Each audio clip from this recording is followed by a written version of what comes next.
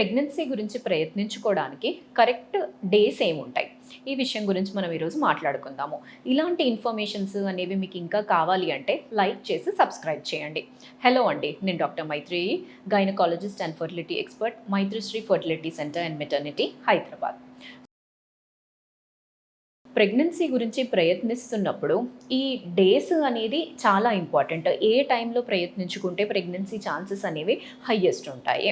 So దీని గురించి తెలుసుకోవడానికి మనం ఫస్ట్ తెలుసుకోవాల్సింది ఏంటి అంటే, అసలు ఈ మెన్స్ట్రువల్ సైకిల్ అనేది ఎలా ఉంటుంది, ఆ డేస్లో ఎన్ని డేస్లో మనం ప్రయత్నిస్తుంటే ప్రెగ్నెన్సీ ఛాన్సెస్ హై ఉంటాయి. నార్మల్గా మెన్స్ట్రువల్ సైకిల్ మ్యాక్సిమం పేషెంట్స్కి ఎలా ఉంటుంది అంటే 28 to 30 డేస్ అనేది వాళ్ళ సైకిల్ డ్యూరేషన్ అనేది ఉంటుంది.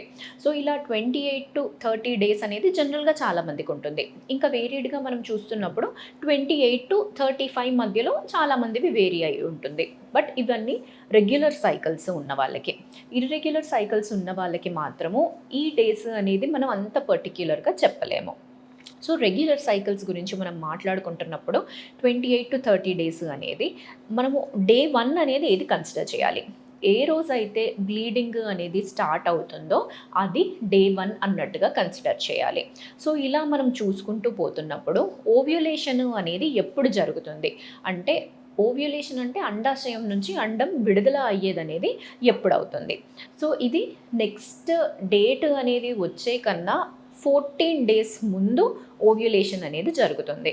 ఇప్పుడు 28 డేస్ సైకిల్ ఉంది అంటే 14th డే ఓవ్యులేషన్ జరుగుతుంది. ఇప్పుడు ఆ సైకిల్ అనేది లెంతన్ అయ్యింది అంటే దాని ప్రకారంగా 14 డేస్ అనేది మైనస్ చేసుకుంటే ఆ రోజు అనేది ఓవ్యులేషన్ అనేది జరుగుతుంది అన్నమాట. సో ఇలా మనము కౌంట్ చేసుకుంటూ పోవాలి. ఈ ఓవ్యులేషన్ అయ్యే రోజు కన్నా ఒక 2 డేస్ ముందు, 2 డేస్ తర్వాత, అంటే ఆ పీరియడ్ ఆఫ్ 5 డేస్ అనేది పర్టిక్యులర్గా ఫర్టైల్ పీరియడ్. ఆ టైంలో అనేది ప్రెగ్నెన్సీ ఛాన్సెస్ అనేవి మ్యాక్సిమం ఉంటాయి. సో ఈ ఓవ్యులేషన్ అనేది తెలుసుకోవాలి అంటే కొన్ని సైన్స్ అండ్ సిమ్టమ్స్ అనేవి కూడా ఉంటాయన్నమాట. ఈ సైన్స్ అండ్ సిమ్టమ్స్ అంటే జనరల్గా ఏముంటాయి? ఒకటి వచ్చేసి basal body temperature. Basal body temperature అంటే బాడీ టెంపరేచర్ అనేది ఒకటి ఉంటుంది. ఈ టెంపరేచర్ అనేది యూజువల్గా ఎలా చెక్ చేసుకోవాలి? ర్యాండమ్గా ఒకరోజు చెక్ చేసుకుంటున్నారు అంటే ఈ మెథడ్ అనేది మనకి అప్లికబుల్ అనేది అవ్వదు. దీన్ని ఎలా చెక్ చేయాలి అంటే, మీకు పీరియడ్ వచ్చినప్పటి నుంచి రోజు మార్నింగ్ బెడ్ పై నుంచి కిందికి దిగే కన్నా ముందే మీరు బాడీ టెంపరేచర్ అనేది చెక్ చేయాలి. అలా డైలీ అనేది మనం మానిటర్ చేసుకుంటూ పోతే ఓవ్యులేషన్ టైంకి వచ్చే వరకు మీ బాడీ టెంపరేచర్ అనేది నార్మల్ కన్నా ఒక 1 డిగ్రీ అనేది ఎక్కువగా కనపడుతుంది అన్నమాట.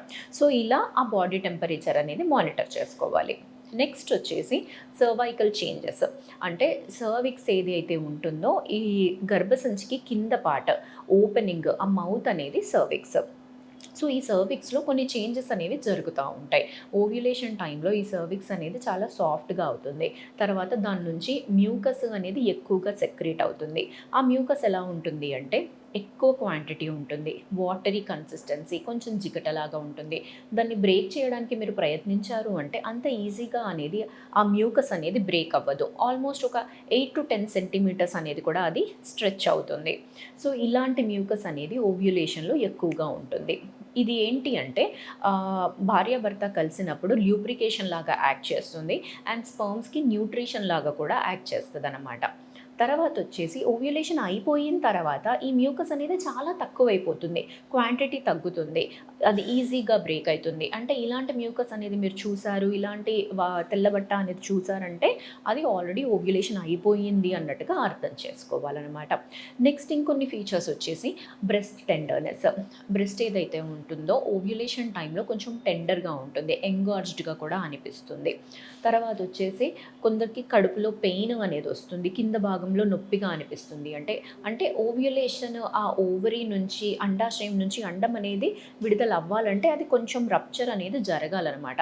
ఆ రప్చర్ అనేది జరిగినప్పుడు, ఓవ్యులేషన్ అయినప్పుడు కొంచెం ఫ్లూయిడ్ అనేది రిలీజ్ అవుతుంది. దాంతో కూడా ఇరిటేషన్ అనేది అయ్యి ఈ కడుపు నొప్పి అనేది వచ్చే అవకాశం అనేది ఉంటుంది. బట్ ఈ నొప్పి అనేది అందరికీ అనేది ఎక్స్పీరియన్స్ చేయలేకపోవచ్చు. కొందరు ఎవరైతే సెన్సిటివ్గా ఉంటుందో, పెయిన్ సెన్సిటివ్ ఉంటారో వాళ్ళకనేది మాత్రం ఈ ఓవ్యులేషన్ పెయిన్ అనేది ఈజీగా తెలుస్తుంది. ఎవ్రీ మంత్ వాళ్ళకి ఈ కరెక్ట్‌గా అదే అరౌండ్ 14థ్ డే అలా పెయిన్ అనేది వస్తుంది అంటే, ఆ ఓవ్యులేషన్ టైంలో పెయిన్ అనేది వస్తుందన్నట్టుగా అర్థం చేసుకోవాలనమాట. నెక్స్ట్ వచ్చేసి ఇలా మీకు బ్లోటింగ్ అనేది అనిపించడము, స్మెల్స్ అనేవి సెన్సిటివ్‌గా ఉండడము, ఇలాంటి ఫీచర్స్ అనేవి కూడా కనపడే అవకాశం అనేది ఉంటుంది. సో, ఈ టైమ్ అనేది ఏంటి అంటే, ఈ ఓవ్యులేషన్ టైంలో మీకు ప్రెగ్నెన్సీ ఛాన్సెస్ అనేవి చాలా హయ్యర్ సైడ్ ఉంటాయి. ఆ టైంలో అనేది ప్రయత్నించుకుంటున్నారు, ఇలాంటి science and symptoms every month అనేది గమనిస్తున్నారు అంటే మీకు ఈజీగా అర్థమవుతుంది. తర్వాత మీకు అలా సైన్స్ అండ్ సిమ్టమ్స్ తెలియడం లేదు అంటే నెక్స్ట్ ఆల్టర్నేటివ్ మెథడ్స్ ఏముంటాయి అంటే, మార్కెట్లో మీకు ఎల్‌హెచ్ కిట్స్ అనేవి దొరుకుతాయి. ఈ కిట్‌లో మీరు టెస్ట్ చేసుకున్నప్పుడు ఆ హార్మోన్ అనేది పాజిటివ్ ఉంది అన్నట్టుగా చూపిస్తుంది. బట్ ఇవి కొన్ని కేసెస్‌లో ఏంటి అంటే అంత యాక్యురసీ అనేది ఉండదు. పర్టిక్యులర్‌గా అదే టైంలో ఓవ్యులేషన్ జరిగింది అన్న నమ్మకం అనేది ఉండదనమాట. అండ్ పర్టిక్యులర్‌గా తెలుసుకోవాలి అంటే స్కాన్‌లో ఫాలిక్యులర్ స్టడీ పద్ధతి ద్వారా, అంటే ఎగ్ డెవలప్‌మెంట్ ఎలా జరుగుతుంది, ఎప్పుడు రిలీజ్ అయితుంది అనేది మనం ట్రాక్ చేసుకుంటే మనకి ఆ ఓవ్యులేషన్ టైమ్ అనేది తెలుస్తుంది. సో, ఈ డేస్‌లో మీరు ప్రయత్నించుకున్నారు అంటే ప్రెగ్నెన్సీ ఛాన్సెస్ అనేవి హయ్యర్ సైడ్ ఉంటాయండి.